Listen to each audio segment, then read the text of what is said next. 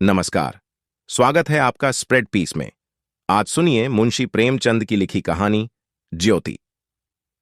विधवा हो जाने के बाद बूटी का स्वभाव बहुत कटु हो गया था। जब बहुत जी जलता तो वह अपने मृत पति को कोसती, आप तो सिद्धार गए, मेरे लिए यह जंजाल छोड़ गए। जब इतनी जल्दी जाना था तो ब्याह न जाने किस लिए किया। घर में भूनी भांग नहीं थी, ब्याह करने चले थे। वह चाहती तो दूसरी सगाई कर लेती। अहीरों में इसका रिवाज है। देखने सुनने में भी बुरी न थी। दो एक आदमी तैयार भी थे, लेकिन बूटी पतिव्रता कहलाने के मोह को न छोड़ सकी। और यह सारा क्रोध उतरता था बड़े लड़के मोहन पर, जो अब 16 साल का था। सोहन अब भी छोटा था और मैना लड़की थी। ये दोनों अभी किसी लायक नहीं थे। अगर ये तीनों न होते तो बूटी को इतना कष्ट क्यों होता। जिसका थोड़ा सा काम कर देती वही रोटी कपड़ा दे देता। जब चाहती किसी के सिर बैठ जाती। अब अगर वह कहीं बैठ जाए तो लोग यही कहेंगे कि 3-3 बच्चों के होते इसे यह क्या सूझी। मोहन भरसक उसका भार हल्का करने की चेष्टा करता। गायों भैंसों की सानी पानी, दुहना मठना यह सब कर लेता, लेकिन बूटी का मुंह सीधा नहीं होता था। वह रोज एक न एक खुचड़ निकालती रहती और मोहन ने भी उसकी घुड़कियों की परवाह करना छोड़ दिया था। पति के सिर गृहस्थी का यह भार पटक कर क्यों चला गया, उसे यही गिला था। बेचारी का सर्वनाश ही कर दिया। न खाने का सुख मिला, न पहनने ओढ़ने का, न और किसी बात का। इस घर में क्या आई, मानो भट्टी में पड़ गई। उसकी वैधव्य साधना और अतृप्त भोग लालसा में सदैव द्वंद्व सा मचा रहता था, और उसकी जलन में उसके हृदय की सारी मृदुता झलकर भस्म हो गई थी। पति के पीछे और कुछ नहीं तो बूटी के पास 4-5 सौ के गहने थे, लेकिन एक एक करके सब उसके हाथ से निकल गए। उसी मोहल्ले में उसकी बिरादरी में कितनी ही औरतें थीं जो उससे जेठी होने पर भी गहने झमकाकर, आंखों में काजल लगाकर, मांग में सिंदूर की मोटी सी रेखा डालकर मानो उसे जलाया करती थीं। इसलिए अब उनमें से कोई विधवा हो जाती तो बूटी को खुशी होती और यह सारी जलन वह लड़कों पर निकालती, विशेषकर मोहन पर। वह शायद सारे संसार की स्त्रियों को अपने ही रूप में देखना चाहती थी। कुत्सा में उसे विशेष आनंद मिलता था। उसकी वंचित लालसा जल न पाकर ओस चाट लेने में ही संतुष्ट होती थी। फिर यह कैसे संभव था कि वह मोहन के विषय में कुछ सुने और पेट में डाल ले। ज्यों ही मोहन संध्या समय दूध बेचकर घर आया, बूटी ने कहा, देखती हूं तू अब सांड बनने पर उतारू हो गया है। मोहन ने प्रश्न के भाव से देखा। कैसा सांड? बात क्या है? तू रूपियां से छिप छिप कर नहीं हंसता बोलता, उस पर कहता है कैसा सांड? तुझे लाज नहीं आती? घर में पैसे पैसे की तंगी है और वहां उसके लिए पान लाए जाते हैं, कपड़े रंगाए जाते हैं। मोहन ने विद्रोह का भाव धारण किया।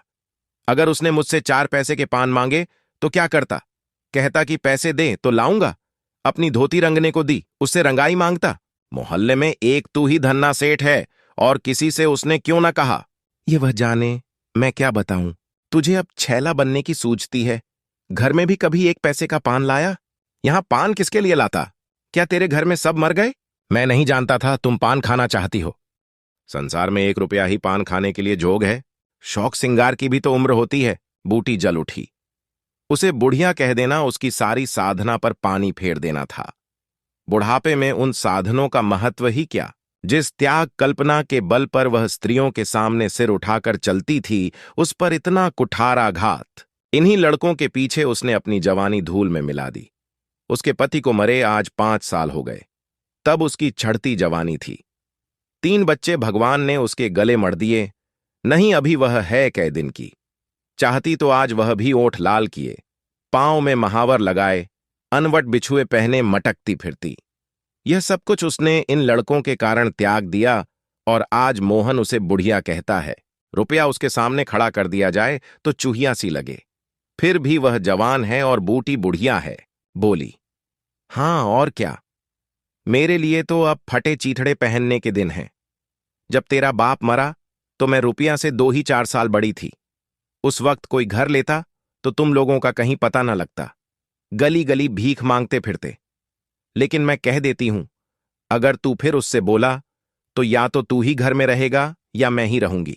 मोहन ने डरते डरते कहा, मैं उसे बात दे चुका हूं अम्मा। कैसी बात? सगाई की। अगर रुपया मेरे घर में आ गई तो उसे झाड़ू मारकर निकाल दूंगी।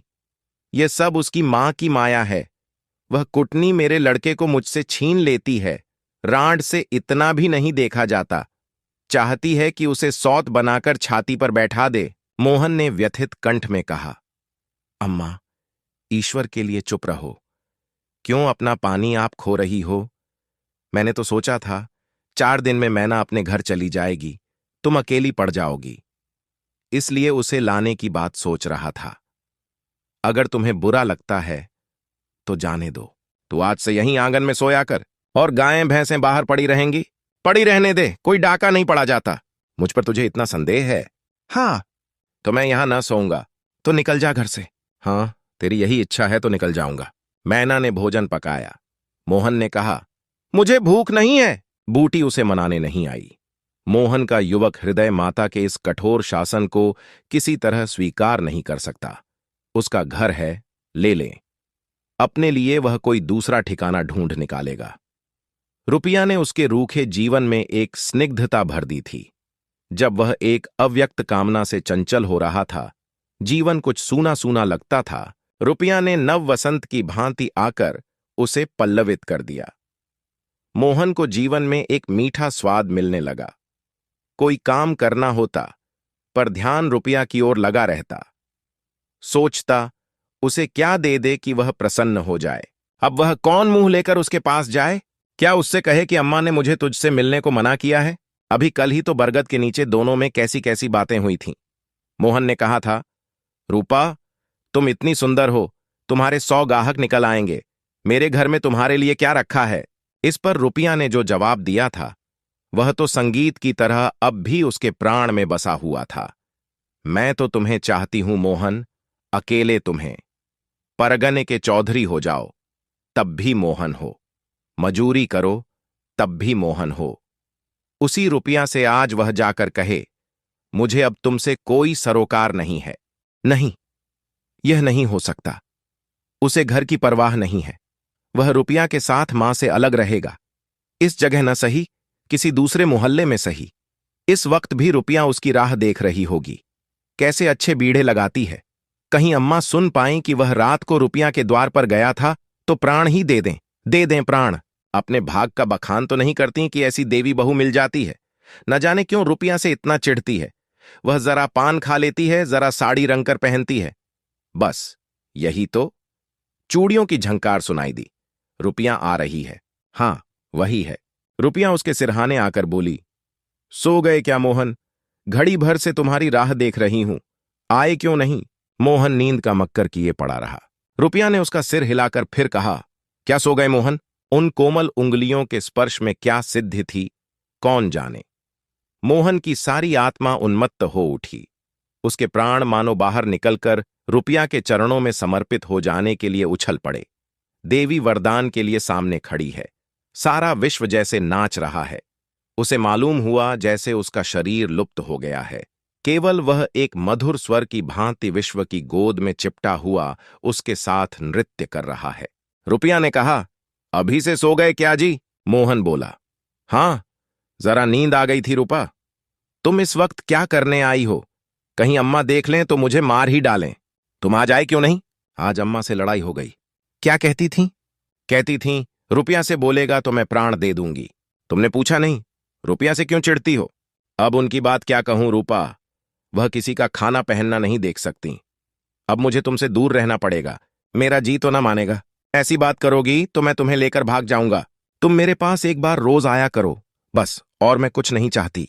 और अम्मा जो बिगड़ेंगी, तो मैं समझ गई, तुम मुझे प्यार नहीं करते। मेरा बस होता तो तुम्हें अपने प्राण में रख लेता। इसी समय घर के किवाड़ खटके। रुपया भाग गई। मोहन दूसरे दिन सोकर उठा तो उसके हृदय में आनंद का सागर सा भरा हुआ था। वह सोहन को बराबर डांटता रहता था। सोहन आलसी था। घर के काम धंधे में जी नहीं लगाता था। मोहन को देखते ही वह साबुन छिपाकर भाग जाने का अवसर खोजने लगा। मोहन ने मुस्कुराकर कहा, धोती बहुत मैली हो गई है सोहन, धोबी को क्यों नहीं देते? सोहन को इन शब्दों में स्नेह की गंध आई। धोबिन पैसे मांगती है तो पैसे अम्मा से क्यों नहीं मांग लेते? अम्मा कौन पैसे देती हैं? तो मुझसे ले लो। यह कहकर उसने एक इकन्नी उसकी ओर फेंक दी। सोहन प्रसन्न हो गया। भाई और माता दोनों ही उसे धिक्कारते रहते थे। बहुत दिनों बाद आज उसे स्नेह की मधुरता का स्वाद मिला। इकन्नी उठा ली और धोती को वहीं छोड़कर गाय को खोलकर ले चल। मोहन ने कहा, रहने दो, मैं इसीलिए जाता हूं। सोहन ने पघियां मोहन को देकर फिर पूछा, तुम्हारे लिए चिलम रख लाऊं? जीवन में आज पहली बार सोहन ने भाई के प्रति ऐसा सद्भाव प्रकट किया था। इसमें क्या रहस्य है, यह मोहन की समझ में नहीं आया। बोला, आग हो तो रख आओ। मैना सिर के बाल खेलते हुए आंगन में बैठी घरौंदा बना रही थी। मोहन को देखते ही उसने घरौंदा बिगाड़ दिया और अंचल से बाल छिपाकर रसोई घर में बर्तन उठाने चली गई। मोहन ने पूछा, क्या खेल रही थी मैना? मैना डरी हुई बोली, कुछ नहीं। तू तो बहुत अच्छे घरौंदे बनाती है, जरा बना देखूं। मैना का रुआन सा चेहरा खिल उठा। प्रेम के शब्द में कितना जादू है। मुंह से निकलते ही जैसे सुगंध फैल गई। जिसने सुना उसका हृदय खिल उठा। जहां भय था वहां विश्वास चमक उठा। जहां कटुता थी वहां अपनापन छलक पड़ा। चारों ओर चेतना दौड़ गई। कहीं आलस्य नहीं, कहीं खिन्नता नहीं। मोहन का हृदय आज प्रेम से भरा हुआ है। उसमें सुगंध का विकर्षण हो रहा है। मैना घरौंदा बनाने बैठ गई। मोहन ने उसके उलझे हुए बालों को सुलझाते हुए कहा, तेरी गुड़िया का ब्याह कब होगा? नेवता दे, कुछ मिठाई खाने को मिले। मैना का मन आकाश में उड़ने लगा।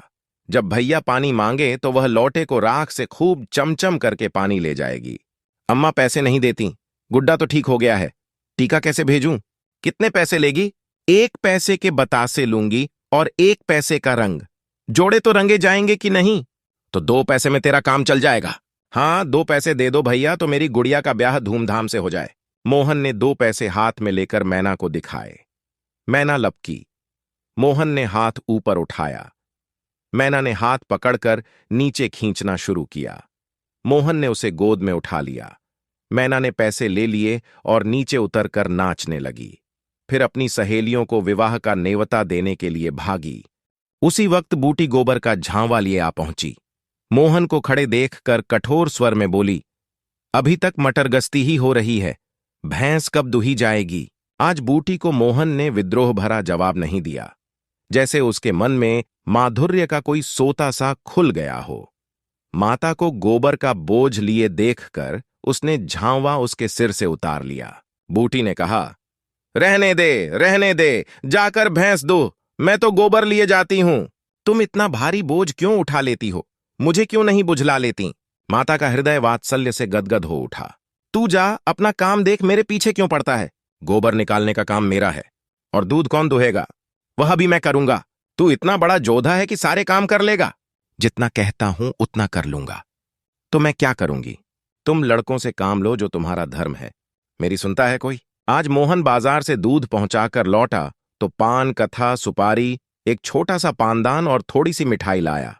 बूटी बिगड़कर बोली, आज पैसे कहीं फालतू मिल गए थे क्या? इस तरह उड़ावेगा तो कितने दिन निबाह होगा? मैंने तो एक पैसा भी नहीं उड़ाया अम्मा। पहले मैं समझता था तुम पान खाती ही नहीं, तो अब मैं पान खाऊंगी। हाँ, और क्या? जिनके 2-2 जवान बेटे हों, क्या वह इतना शौक भी ना करे? बूटी के सूखे कठोर हृदय में कहीं से कुछ हरियाली निकल आई। एक नन्ही सी कोंपल थी। उसके अंदर कितना रस था। उसने मैना और सोहन को एक एक मिठाई दे दी और एक मोहन को देने लगी। मिठाई तो लड़कों के लिए लाया था अम्मा। और तू तो बूढ़ा हो गया क्यों? इन लड़कों के सामने तो बूढ़ा ही हूं, लेकिन मेरे सामने तो लड़का ही है। मोहन ने मिठाई ले ली। मैना ने मिठाई पाते ही एक ही बार में मुंह में डाल ली।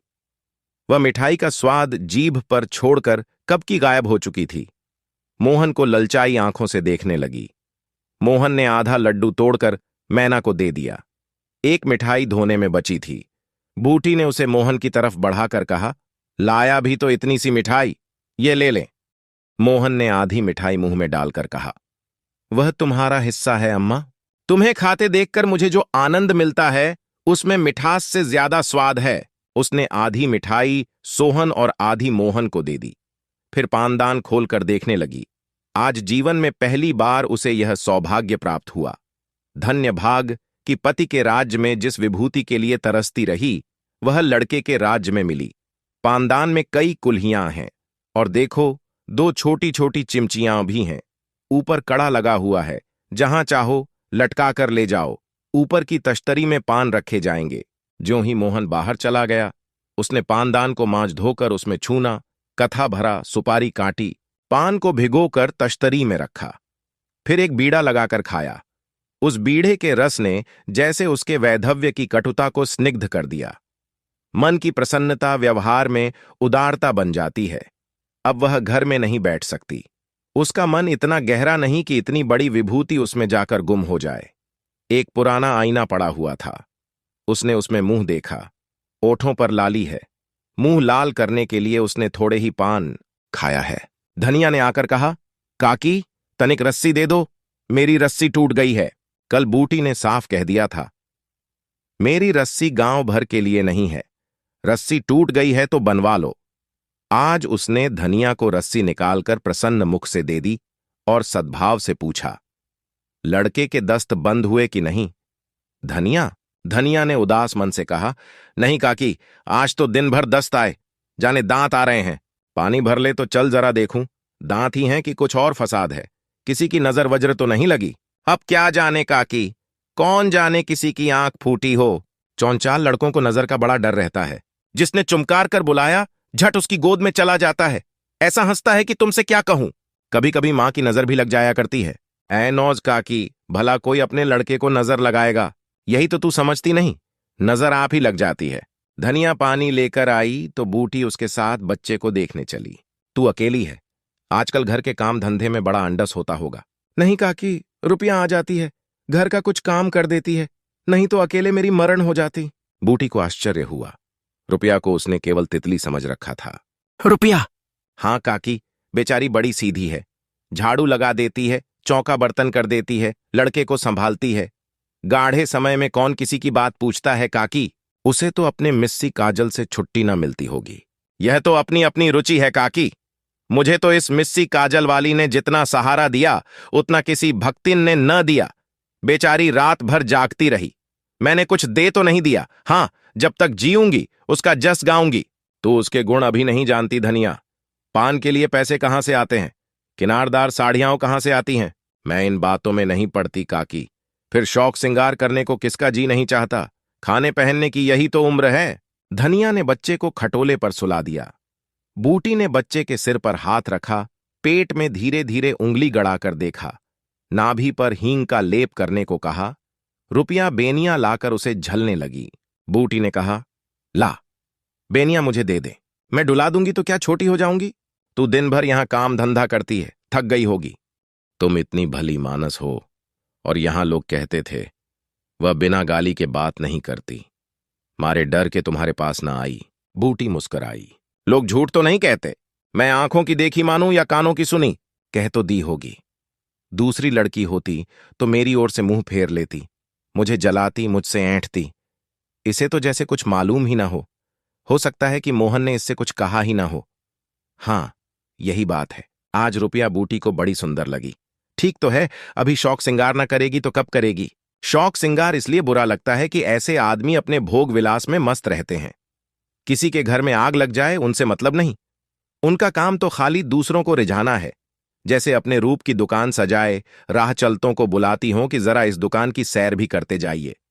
ऐसे उपकारी प्राणियों का सिंगार बुरा नहीं लगता, नहीं, बल्कि और अच्छा लगता है। इससे मालूम होता है कि इसका रूप जितना सुंदर है उतना ही मन भी सुंदर है। फिर कौन नहीं चाहता कि लोग उनके रूप की बखान करें? किसे दूसरों की आंखों में छुप जाने की लालसा नहीं होती। बूटी का यौवन कब का विदा हो चुका, फिर भी यह लालसा उसे बनी हुई है। कोई उसे रस भरी आंखों से देख लेता है तो उसका मन कितना प्रसन्न हो जाता है, जमीन पर पांव नहीं पड़ते। फिर रूपा तो अभी जवान है। उस दिन से रूपा प्रायः 2-1 बार नित्य बूटी के घर आती। बूटी ने मोहन से आग्रह करके उसके लिए अच्छी सी साड़ी मंगवा दी। अगर रूपा कभी बिना काजल लगाए या बेरंगी साड़ी पहने आ जाती तो बूटी कहती, बहू बेटियों को यह जोगिया भेस अच्छा नहीं लगता, यह भेस तो हम जैसी बूढ़ियों के लिए है। रूपा ने एक दिन कहा, तुम बूढ़ी काहे से हो गई अम्मा? लोगों को इशारा मिल जाए तो भौरों की तरह तुम्हारे द्वार पर धरना देने लगें। बूटी ने मीठे तिरस्कार से कहा, चल, मैं तेरी माँ की सौत बनकर जाऊंगी। अम्मा तो बूढ़ी हो गई, तो क्या तेरे दादा अभी जवान बैठे हैं? हाँ, ऐसा? बड़ी अच्छी मिट्टी है उनकी। बूटी ने उसकी ओर रस भरी आंखों से देखकर पूछा। अच्छा बता, मोहन से तेरा ब्याह कर दूं? रूपा लजा गई, मुख पर गुलाब की आभा दौड़ गई। आज मोहन दूध बेचकर लौटा तो बूटी ने कहा, कुछ रुपये पैसे जुटा, मैं रूपा से तेरी बातचीत कर रही हूं। मुंशी प्रेमचंद की कहानी ज्योति हमें मानवीय संवेदनाओं और सामाजिक न्याय की गहराई से सिख देती है।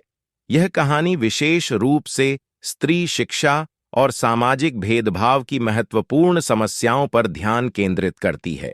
कहानी में ज्योति का संघर्ष उसके अपने अधिकारों के लिए और समाज की रूढ़िवादी सोच के खिलाफ है। वह शिक्षा और आत्मनिर्भरता की ओर बढ़ते हुए पारंपरिक मान्यताओं से भिड़ती है, जो दर्शाता है कि सच्ची स्वतंत्रता और आत्मसम्मान प्राप्त करने के लिए संघर्ष और बलिदान आवश्यक हैं। ज्योति की प्रेरणादायक यात्रा से यह सीखने को मिलता है कि सामाजिक प्रगति और सुधार की दिशा में कदम बढ़ाने के लिए व्यक्तिगत साहस और दृढ़ता की आवश्यकता होती है। कहानी में प्रेमचंद ने यह भी स्पष्ट किया है कि शिक्षा केवल व्यक्तिगत विकास का माध्यम नहीं है, बल्कि यह सामाजिक बदलाव का भी इंजन है। ज्योति के माध्यम से प्रेमचंद ने हमें यह सिखाया है कि एक व्यक्ति का आत्म सशक्तिकरण पूरे समाज की स्थिति को बदल सकता है और सामाजिक न्याय की दिशा में महत्वपूर्ण कदम हो सकता है। इस प्रकार ज्योति हमें यह सिखाती है कि समाज में वास्तविक बदलाव लाने के लिए हमें अपनी धारणाओं को चुनौती देनी होगी और शिक्षा और आत्मनिर्भरता के महत्व को समझना होगा। कहानी यह भी दर्शाती है कि समाज की प्रगति का मार्ग उस समय ही प्रशस्त होगा जब व्यक्ति अपनी योग्यताओं और अधिकारों के प्रति जागरूक और संघर्षशील होगा। आप सुन रहे थे मुंशी प्रेमचंद की लिखी कहानी ज्योति।